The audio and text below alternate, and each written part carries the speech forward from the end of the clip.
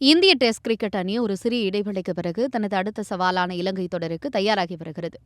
வரும் ஆகஸ்ட் 15ஆம் தேதி தொடங்கவுள்ள இந்த தொடர் இந்திய அணியின் உலக டெஸ்ட் சாம்பியன்ஷிப் இறுதிப் போட்டி கனவை தீர்மானிக்கப் போகும் ஒரு மிக முக்கியமான மைல்கல்லாக பார்க்கப்படுகிறது.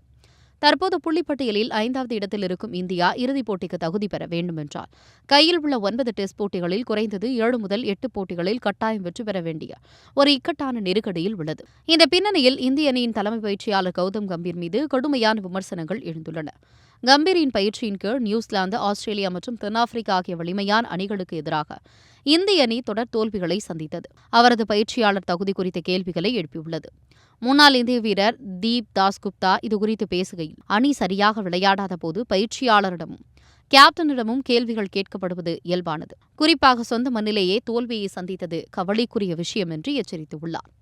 இந்திய அணி தற்போது ஒரு மாறுதல் காலத்தை கடந்து வருகிறது. இந்த மாறுதல் சரியான திசையில் செல்கிறதா என்பதில் பெரும் குழப்பம் நீடிப்பதாக தீப் தாஸ்குப்தா சுட்டிக்காட்டியுள்ளார். சுப்மன்கள் போன்ற இளம் வீரர்கள் மீது அதிக அழுத்தம் உள்ள நிலையில் மூத்த வீரர்களும் இந்த நெருக்கடியை சமாளித்து வெற்றி தேடித்தர வேண்டிய கட்டாயத்தில் உள்ளனர்.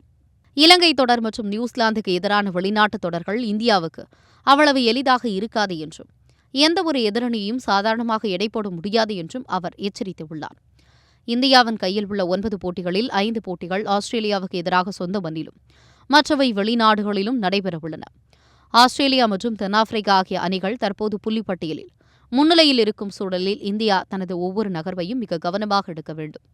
இலங்கை தொடரில் கம்பீர் எடுக்கும் முடிவுகள் மற்றும் வீரர்களின் செயல்பாடுதான் இந்திய கிரிக்கெட்டின் அடுத்த கட்ட திசையை தீர்மானிக்கப் போகிறது. மாதந்தோறும் ஃபர்ஸ்ட் சண்டே அன்று கிரியாஸில் நாம் வாங்கும் அனைத்து பொருட்களுக்கும் எக்ஸைட்டிங் ஆஃபர்ஸ் அண்ட் கிஃப்ட்ஸ்.